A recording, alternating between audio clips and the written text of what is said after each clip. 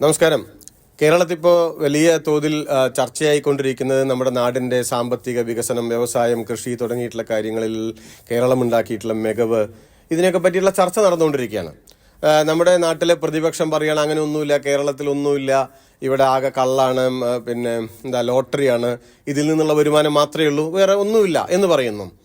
കേന്ദ്രത്തിലെ ചില മന്ത്രിമാർ, മലയാളികളായിട്ടുള്ള ജോർജ് കുര്യനെ പോലെയുള്ള മന്ത്രിമാര് പറയുന്നത് ഇവിടെ മോദി തരുന്ന അല്ലാതെ വേറെ എന്താണ് നിങ്ങൾക്കുള്ളത്? നമുക്ക് അങ്ങനെയാണ്, ഞങ്ങളുടെ ഗവൺമെന്റ് എന്ന് പോലുമല്ല, മോദി തരുന്നതല്ലാതെ നിങ്ങൾക്ക് വേറെ എന്താണ് ഉള്ളത് എന്ന മട്ടിൽ ചോദിച്ചുകൊണ്ടിരിക്കുന്നു. അപ്പൊ ഈ ഒരു പശ്ചാത്തലത്തില് കേരളത്തിൽ ശ്രീ ബാലഗോപാൽ അവതരിപ്പിച്ചിട്ടുള്ള ബഡ്ജറ്റ് ഉണ്ട്, ഒരു 10 ദിവസമായി. ഇപ്പോൾ അതിനു മുൻപ് കേന്ദ്ര സർക്കാരിന് വേണ്ടിയിട്ട് നിർമ്മല സീതാരാമൻ അവതരിപ്പിച്ചിട്ടുള്ള ബഡ്ജറ്റ് ഉണ്ട്.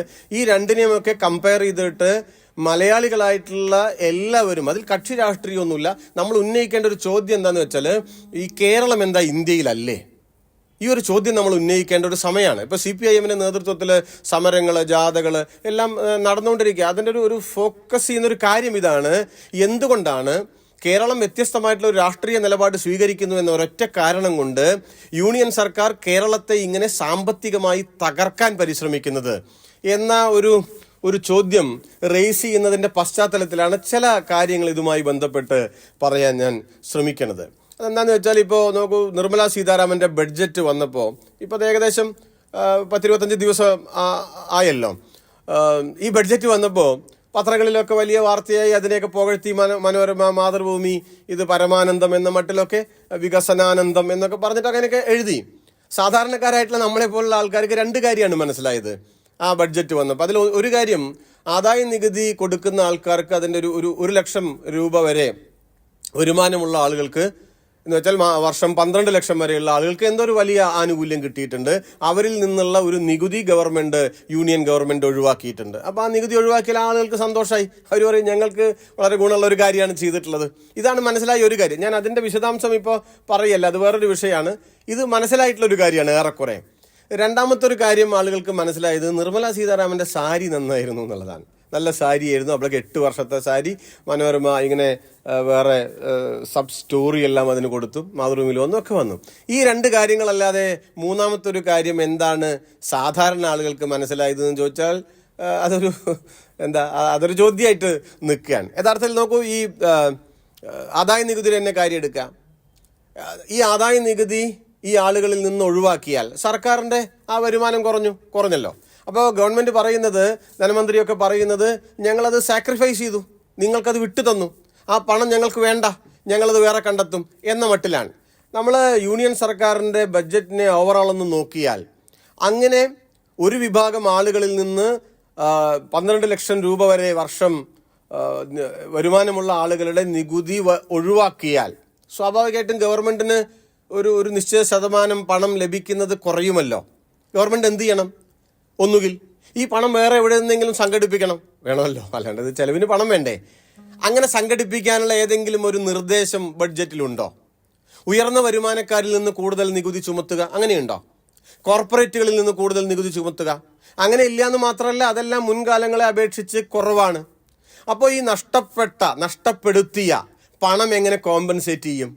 ഇവിടെയാണ് സംഘപരിവാർ രാഷ്ട്രീയത്തിന്റെ ഒരു ഫിലോസഫി വർക്ക് ചെയ്യുന്നത്. ബഡ്ജറ്റിന്റെ ഫിലോസഫി എന്ന് പറയും. ഇത് സാധാരണ മനുഷ്യർ വേണ്ടത്ര മനസ്സിലാക്കില്ല, നമ്മുടെ മാധ്യമങ്ങൾ ഇത് ഉന്നയിക്കില്ല. എന്താണ് കേന്ദ്ര സർക്കാരിന്റെ ബഡ്ജറ്റിന്റെ ഫിലോസഫി? ഈ ഒഴിവാക്കപ്പെട്ടു എന്നവർ പറയുന്ന സംഖ്യ ഉണ്ടല്ലോ, അല്ലെങ്കിൽ തങ്ങൾ ഒഴിവാക്കി എന്ന് പറയുന്ന ഈ സംഖ്യ ഉണ്ടല്ലോ, ഇത് ഈ നാട്ടിലെ സാധാരണ മനുഷ്യരുടെ പെരടിക്ക് വെച്ചു. ആ സാധാരണ മനുഷ്യരിൽ ആരൊക്കെയുണ്ട്? മോദി വലിയ മഹാനാണ് എന്ന് പറയുന്നവരുണ്ട്. എൻ്റെ ഈ വീഡിയോന്റെ താഴെ വന്ന് കമന്റ് പറയുന്നവരുണ്ട്, തെറി പറയുന്നവരുണ്ട്. ആ രാഷ്ട്രീയം, ഈ രാഷ്ട്രീയം, ആ നാട്, ഈ നാട്, എല്ലാവരുമുണ്ട്. ഇതിലൊന്നിലും പെടാത്തവരുണ്ട്, ഒരു രാഷ്ട്രീയത്തിലും ഇല്ലാത്തവരുമുണ്ട്, എല്ലാവരുമുണ്ട്. ആ സാധാരണ മനുഷ്യർക്ക് വിവിധ ഹെഡുകളിൽ ചെലവ് ചെയ്യേണ്ട പണത്തിൽ വെട്ടിക്കുറവ് വരുത്തി. പക്ഷേ ബഡ്ജറ്റ് വന്ന് 10-25 ദിവസമായിട്ടും നമ്മളിത് അറിഞ്ഞില്ല എന്നുള്ളതാണ്. നാം കാണേണ്ട ഒരു കാര്യം, ഒരു സർക്കാരിന്റെ ബഡ്ജറ്റിനെ സംബന്ധിച്ച് തന്നെ ഏറ്റവും പ്രധാനപ്പെട്ടത് അതിന്റെ ചെലവാണ്. മനുഷ്യന്മാരെ പോലെ വരവല്ല. നമ്മൾ വരവ് ചെലവ് എന്നാ പറയാ. നമുക്ക് വരവാണ് പ്രധാനം.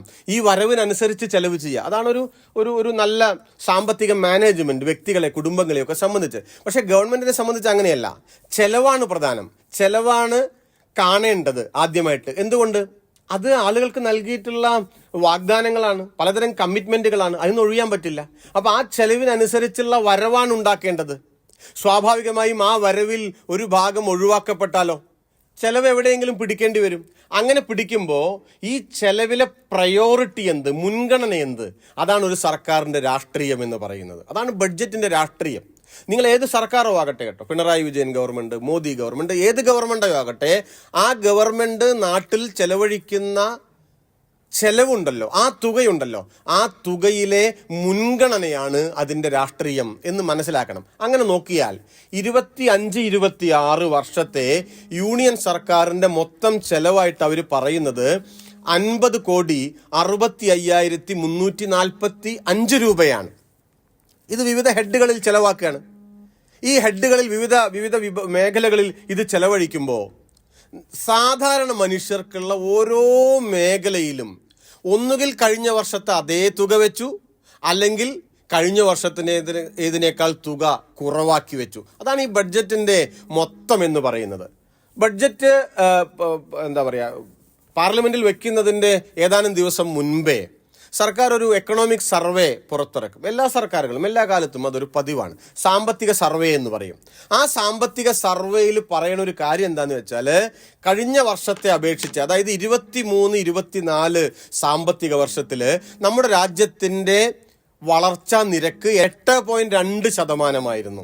എന്നാൽ ഇപ്പോൾ നടപ്പ് സാമ്പത്തിക വർഷം അത് 6.4%, കഷ്ടി 2% കുറഞ്ഞു.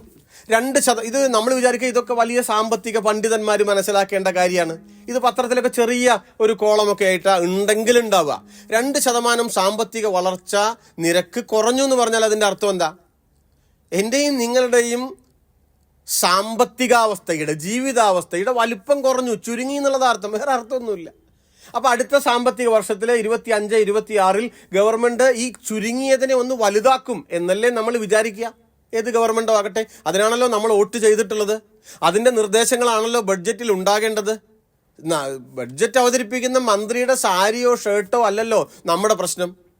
ആ സാമ്പത്തിക വികസനത്തിന്റെ വളർച്ചാ നിരക്ക് വർദ്ധിക്കണമെങ്കിൽ ഒരു സാധാരണ നിലയ്ക്ക് മനസ്സിലാക്കി പോകേണ്ടുന്ന ഒരു കാര്യം എന്താ? അതിനുള്ളൊരു മാർഗം എന്താ?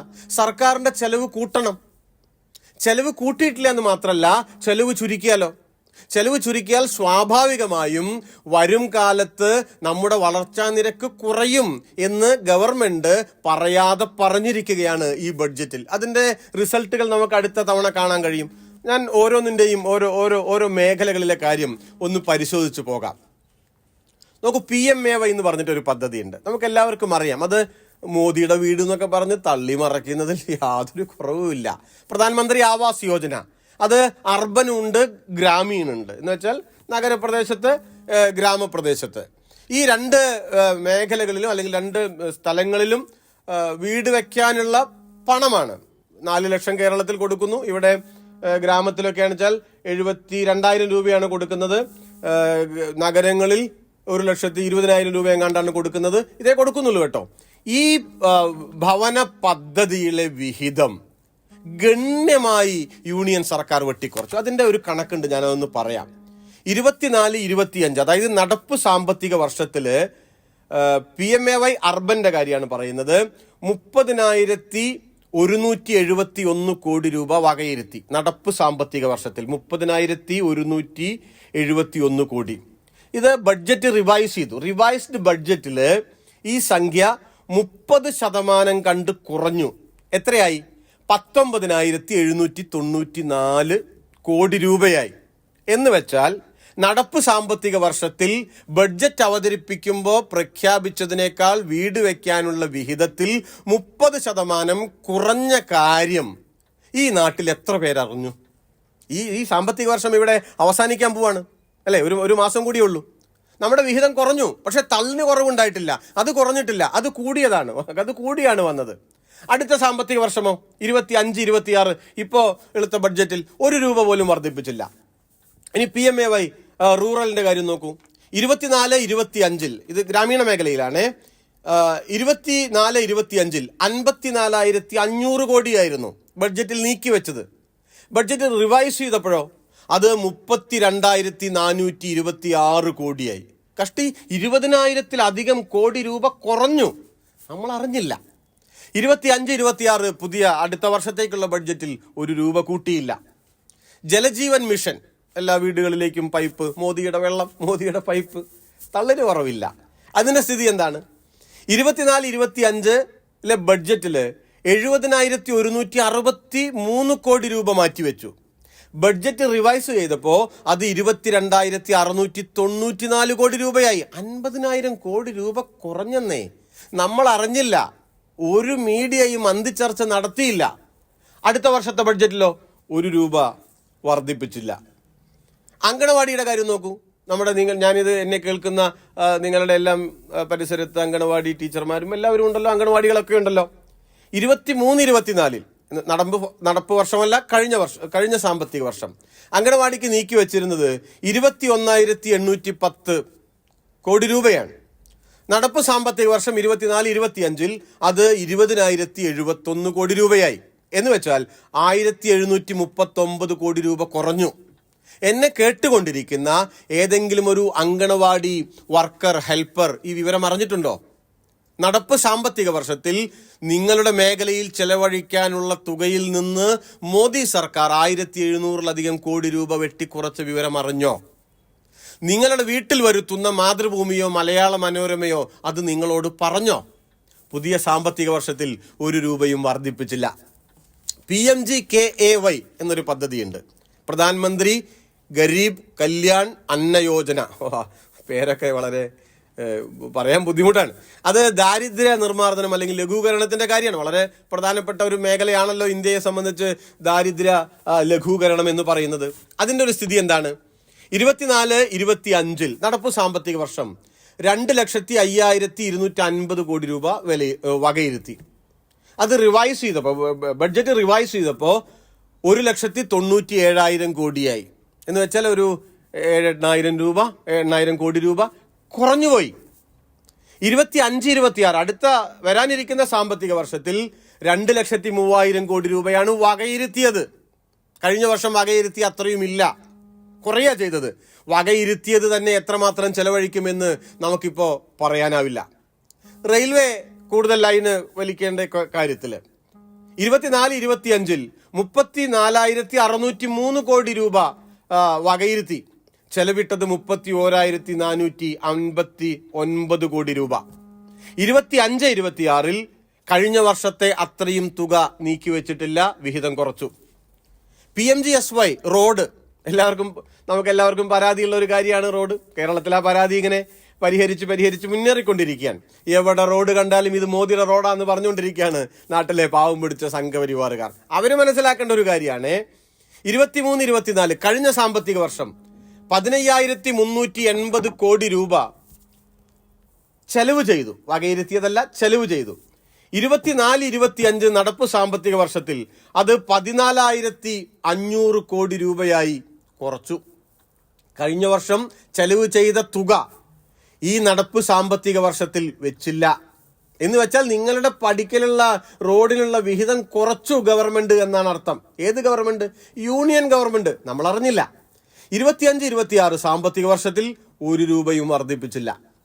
NRGSന്റെ കാര്യം നോക്കൂ, തൊഴിലുറപ്പ് പദ്ധതി.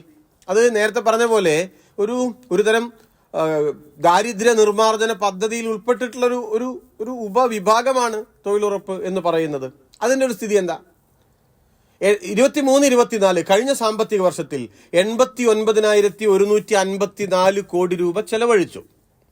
24-25 നടപ്പ് സാമ്പത്തിക വർഷത്തിൽ 86,000 കോടിയാണ് വെച്ചത്, തുക കമ്മിയാക്കി. അടുത്ത വർഷത്തിലോ 1 രൂപയും വർദ്ധിപ്പിച്ചില്ല. നമ്മുടെ നാട്ടിലെ സാധാരണ പാവപ്പെട്ട തൊഴിലുറപ്പ് തൊഴിലാളികൾ ഇതറിഞ്ഞോ? പഞ്ചായത്ത് മെമ്പർമാർ ഇതറിഞ്ഞോ? തൊഴിലുറപ്പിലേക്ക് നീക്കിവെച്ച തുക കുറച്ചു എന്ന് പറഞ്ഞാൽ അർത്ഥം എന്താ? ഇനി ഈ സംഖ്യ തന്നെ ചെലവഴിക്കില്ല, അത് വേറൊരു കാര്യം. അതാണ് മുൻകാലങ്ങളിലെ അനുഭവം. ഇതിൽ നിന്ന് 1 രൂപ അധികമില്ലേ? ഇതിൽ നിന്ന് 1 രൂപ അധികമില്ല, ഇതിൽ നിന്ന് കുറയുകയാണ്. ഈ സംഖ്യയെ വെച്ചുള്ളൂ എന്നതിന്റെ അർത്ഥം, ഞങ്ങളുടെ നാട്ടിലൊരു ചൊല്ലുണ്ട്, മർമാണി പയ്യനെ തല്ലാൻ പോയിന്ത്യന്നാണ്. ഒന്നും ചെയ്യാൻ കഴിയില്ല തൊഴിലുറപ്പിൽ. നമ്മുടെ നാട്ടിലെ പണികൾ കുറഞ്ഞു എന്നാണ്. കാരണം പൈസ അത്രയേ വെച്ചിട്ടുള്ളൂ.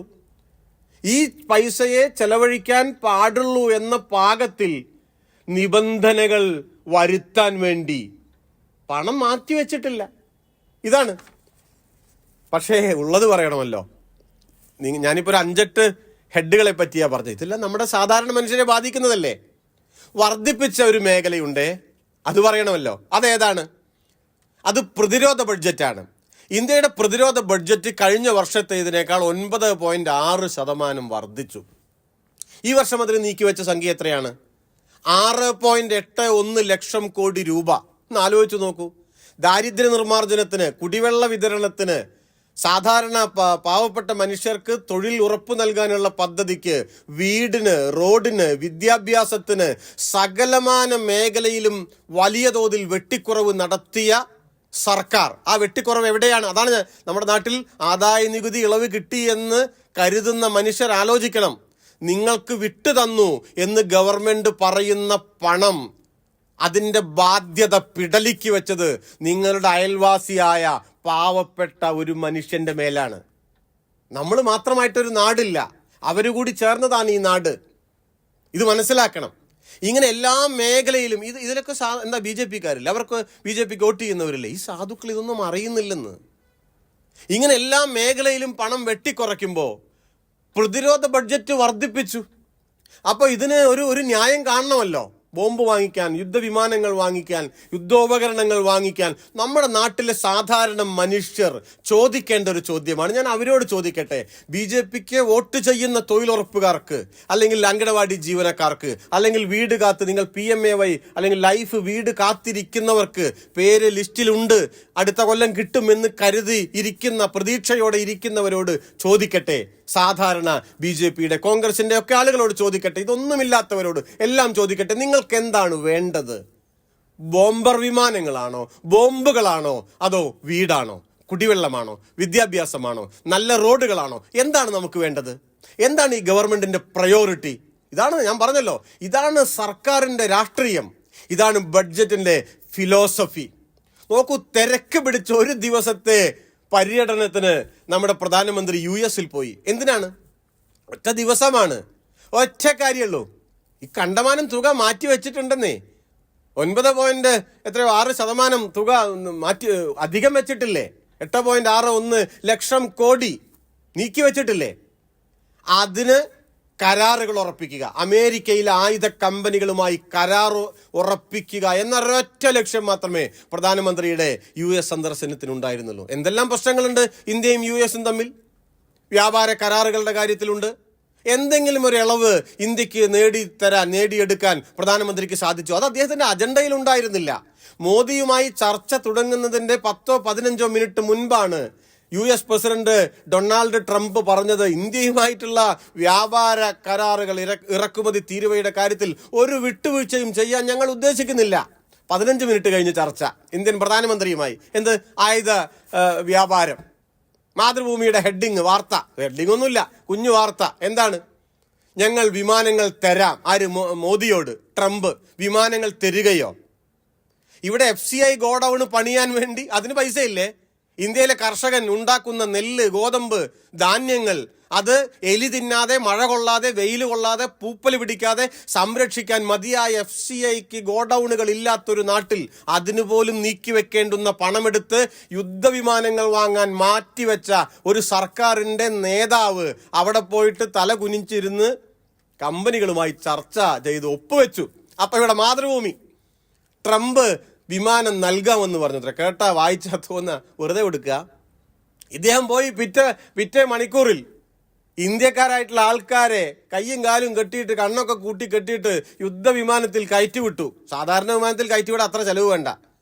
അമേരിക്കയുടെ അധികാര പ്രയോഗം ഒരു വാക്ക് മിണ്ടിയില്ല മോദി.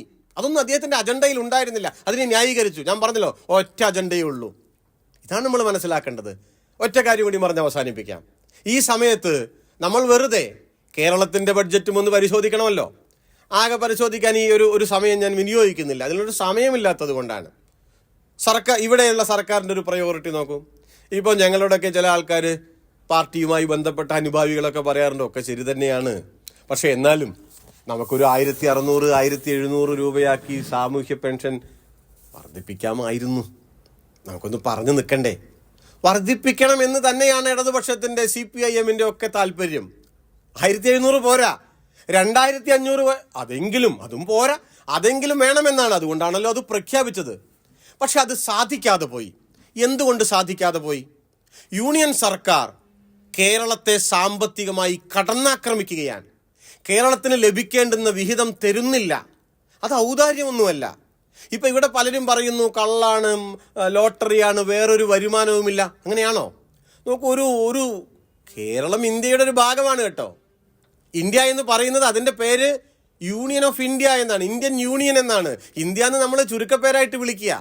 ഇന്ത്യ 28 സംസ്ഥാനങ്ങളുടെ കേന്ദ്രഭരണ പ്രദേശങ്ങളുടെ യൂണിയനാണ്. കേരളം അതിലൊരു സ്റ്റേറ്റ് ആണ്. ഇന്ത്യയുടെ വിഹിതം എന്ന് പറയുന്നത് ഈ 28 സംസ്ഥാനങ്ങളിൽ നിന്നുള്ളതാണ്, അല്ലേ? അല്ലാതെ ഇന്ത്യയുടെ വിഹിതം ശ്രീലങ്കയിൽ നിന്നില്ല, പാകിസ്ഥാനിൽ നിന്നില്ല. വിഹിതം എന്ന് വെച്ചാൽ വരുമാനം. ഇന്ത്യയുടെ ചെലവ് പാകിസ്ഥാനിലില്ല, ശ്രീലങ്കയിലില്ല, നേപ്പാളിലില്ല. കേരളം ഉൾപ്പെടെയുള്ള ഈ സംസ്ഥാനങ്ങളിലാണ്. സ്വാഭാവികമായും കേരളത്തിന് അർഹമായതാണ് നാം ചോദിക്കുന്നത്, അനർഹമായതൊന്നുമില്ല. എന്താണ് കേരളത്തിന്റെ സാമ്പത്തികാവസ്ഥയുടെ സ്ഥിതി? ചിലർ പറയാണ് കേരളത്തിൽ എന്തോ സാമ്പത്തിക പ്രതിസന്ധിയുണ്ട്. ഒരു സാമ്പത്തിക പ്രതിസന്ധിയുമില്ല. കേരളം അടിക്കടി മികവാർന്ന അവസ്ഥയിലേക്ക് വന്നുകൊണ്ടിരിക്കുകയാണ്. സാമ്പത്തികമായൊരു അസന്തുലിതാവസ്ഥയുണ്ട്. ആ വാക്കാണ് ഉപയോഗിക്കേണ്ടത്, അസന്തുലിതാവസ്ഥ. അതെങ്ങനെയാണ്? അത് വരവും ചെലവും തമ്മിൽ യോജിപ്പിലെത്താത്തത് കൊണ്ടാണ്.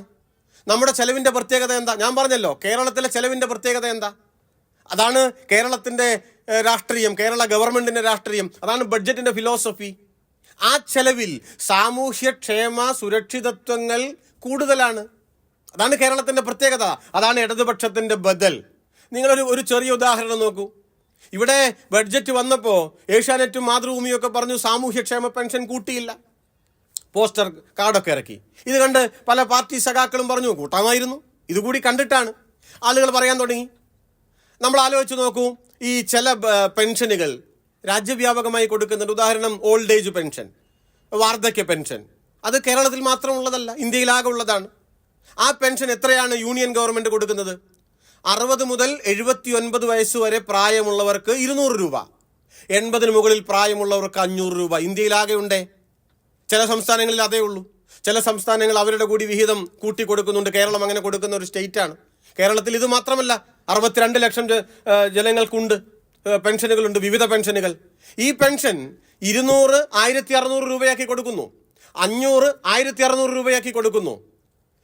ഈ നാട്ടിൽ ഏതെങ്കിലും ഒരു മാധ്യമം നിർമ്മല സീതാരാമൻ അവരുടെ ബഡ്ജറ്റ് അവതരിപ്പിച്ചപ്പോൾ ചോദിച്ചോ, പോസ്റ്റ് കാർഡ് ഇറക്കിയോ? എന്ത്? 200 രൂപ എന്ന വാർദ്ധക്യ പെൻഷൻ 250 രൂപയാക്കിയില്ല. അതിനുള്ള തുക മാറ്റിവെച്ചോ? കഴിഞ്ഞ 10 വർഷമായി. നമുക്ക് ആർക്കെങ്കിലും പരാതിയുണ്ടോ? 80 മുകളിൽ പ്രായമുള്ള മുത്തശ്ശന്മാർക്ക് 500 രൂപ കൊടുക്കുന്നു, 550 രൂപയാക്കിയോ? 500 ആണെന്ന് ഇവിടെ 1600 ആയി കൊടുക്കുന്നത്. അത് 1700 ആക്കിയില്ല എന്ന് പരാതി പറയുന്നവർ, ആക്കാത്തതിന്റെ കാരണം ഞാൻ പറയാം. ആ പരാതി പറയുന്നവർ 200 210 ആക്കിയോ എന്ന് ചോദിച്ചോ എന്നാ എന്റെ ചോദ്യം. 500 520 ആക്കി ഉയർത്തിയോ? ഉയർത്തിയില്ല എന്ന് പറഞ്ഞോ? ചോദിച്ചോ? പറഞ്ഞില്ല, ചോദിച്ചില്ല. മാധ്യമങ്ങളുടെ രാഷ്ട്രീയമാണ്. വികലാംഗ പെൻഷൻ നോക്കൂ, ഡിസേബിൾഡ് ആയിട്ടുള്ള ആളുകളുടെ പെൻഷൻ എങ്ങനെയാണ്? യൂണിയൻ സർക്കാരിന്റെ 18 വയസ്സിന് മുകളിലാണ്. കേരളത്തിൽ ആ പ്രായപരിധിയില്ല. 18 മുകളിൽ 79 വരെയുള്ള ആളുകൾക്ക് 300 രൂപ യൂണിയൻ സർക്കാർ കൊടുക്കുന്നുണ്ട്. ഇന്ത്യയിലാകെ ഉണ്ട്. നിർമ്മല സീതാരാമന്റെ ബഡ്ജറ്റിൽ 300 രൂപ 310 രൂപയാക്കിയോ? കഴിഞ്ഞ 10 വർഷമായി കൂട്ടിയോ? നമുക്ക് പരാതിയുണ്ടോ? മാധ്യമങ്ങളിൽ അന്തിച്ചർച്ചയുണ്ടോ? ഇവിടെ സാമൂഹ്യക്ഷേമ പെൻഷൻ കൂട്ടിയില്ല എന്ന ചർച്ചയുണ്ടല്ലോ. 80 മുകളിൽ പ്രായമുള്ള ഡിസേബിൾഡ് ആയിട്ടുള്ള ആളുകൾക്ക് 500 രൂപ കൊടുക്കുന്നു യൂണിയൻ സർക്കാർ. 510 ആക്കിയോ? ചർച്ചയുണ്ടോ? കഴിഞ്ഞ 10 വർഷം കൂട്ടിയോ? ആ ഡിസേബിൾഡ് ആയിട്ടുള്ള ആളുകളിൽ BJPക്ക് വോട്ട് ചെയ്യുന്നവരുണ്ടാവില്ലേ? മോദി വലിയ മഹാനാണ് എന്ന് കരുതുന്നവരുണ്ടാവില്ലേ? നിർമ്മല സീതാരാമന്റെ സാരി ഹാ ഹാ ഹാ എന്ന് പറഞ്ഞവരുണ്ടാവില്ലേ? ഉണ്ടാകും. ആ സാധുക്കളെ വരെയാണ് യൂണിയൻ സർക്കാർ വഞ്ചിച്ചത്. നമ്മുടെ മാധ്യമങ്ങൾ അത് സമർത്ഥമായി മൂടിവെച്ചു. കേരളത്തിന്റെ സ്ഥിതി നോക്കൂ നിങ്ങൾ. ഇങ്ങനെ പല തോതിൽ, വളരെ ചുരുങ്ങിയ തോതിലോ അല്ലെങ്കിൽ യൂണിയൻ സർക്കാർ ഒഴിവാക്കി വിടുകയോ ചെയ്ത ക്ഷേമ മേഖലകളെ കേരളത്തിലെ ഗവൺമെന്റ് പരിപോഷിപ്പിക്കുക ചെയ്തത്. നിങ്ങൾ ഉച്ചഭക്ഷണ പരിപാടി, സ്കൂളുകളിൽ ഉച്ചഭക്ഷണം ഉണ്ടല്ലോ. നമ്മുടെ എല്ലാം കുട്ടികൾ പഠിക്കുന്ന സ്കൂളുകളിൽ അവിടെ ഉച്ചഭക്ഷണം, പണ്ട് നമ്മൾ ഉച്ചക്കഞ്ഞി എന്നാ പറയാ, ഇപ്പം അങ്ങനെയല്ല. ഉച്ചഭക്ഷണം, അവിടെ ഭക്ഷണം ഉണ്ടാക്കുന്ന ജോലിക്കാരില്ലേ, അതൊരു ദേശീയ പദ്ധതിയാണ്, അഖിലേന്ത്യാ അടിസ്ഥാനത്തിൽ നടക്കുന്നൊരു പദ്ധതിയാണ് മിഡ് ഡേ മീൽസ്. എന്താണ് അതിൽ കേന്ദ്രാവിഷ്കൃത പദ്ധതി എന്ന് പറയും? കേന്ദ്രാവിഷ്കൃത പദ്ധതി എന്ന് പറഞ്ഞാൽ കേന്ദ്രവും ഉണ്ട്, സംസ്ഥാനങ്ങളും ഉണ്ട്. അതൊക്കെ പൊളിച്ചെഴുതേണ്ട സമയമായി കേട്ടോ, അത് വേറൊരു കാര്യമാണ്. ഈ ഉച്ചഭക്ഷണം തയ്യാറാക്കുന്ന ജീവനക്കാർക്ക്, തൊഴിലാളിക്ക് എത്രയാണ് കേന്ദ്ര സർക്കാരിൻ്റെ വിഹിതം? എത്രയാണ് കേരളത്തിൽ കിട്ടുന്നത്? ഇതൊന്നും ചർച്ചയാവുന്നില്ല. കേന്ദ്ര സർക്കാർ ദിവസം 20 രൂപയാണ്, മാസം 600 രൂപ. 600 രൂപയ്ക്ക് നിങ്ങളുടെ കുട്ടികൾ പഠിക്കുന്ന സ്കൂളിൽ ഉച്ചഭക്ഷണം വയ്ക്കാൻ കേരളത്തിൽ ഒരാളെ കിട്ടുമോ? ദിവസം 600 അല്ല കേട്ടോ, മാസം.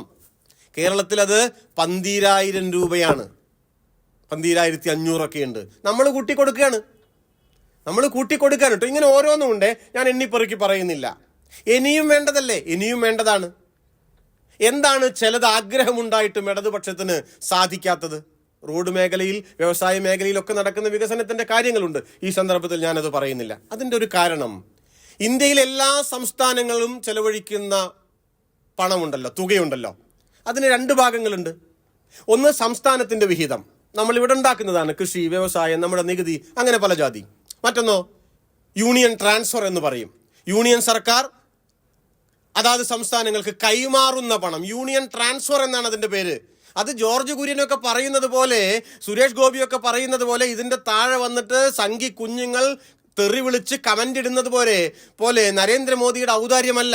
ഭരണഘടന നൽകുന്ന ഈ യൂണിയൻ ഓഫ് സ്റ്റേറ്റ്സ് ഉണ്ടല്ലോ, അതിലെ ഒരു ഭാഗമാണ് യൂണിയൻ ട്രാൻസ്ഫർ എന്ന് പറയുന്നത്. അത് പല തരത്തിലാണ്, അതിൻ്റെ വിശദാംശങ്ങളിലേക്ക് പോകില്ല. എന്താണ് കേരളം അടുത്ത സാമ്പത്തിക വർഷം പ്രതീക്ഷിക്കുന്നത്? കേരളത്തിൻ്റെ വരവിൻ്റെ ഒരു അനുപാതം എത്രയാണ്? കേരളത്തിലുമുണ്ട് സാമ്പത്തിക സർവേ, നിങ്ങൾക്ക് ഇതെല്ലാം പബ്ലിക് ഡൊമൈനിൽ ലഭ്യമാണ്.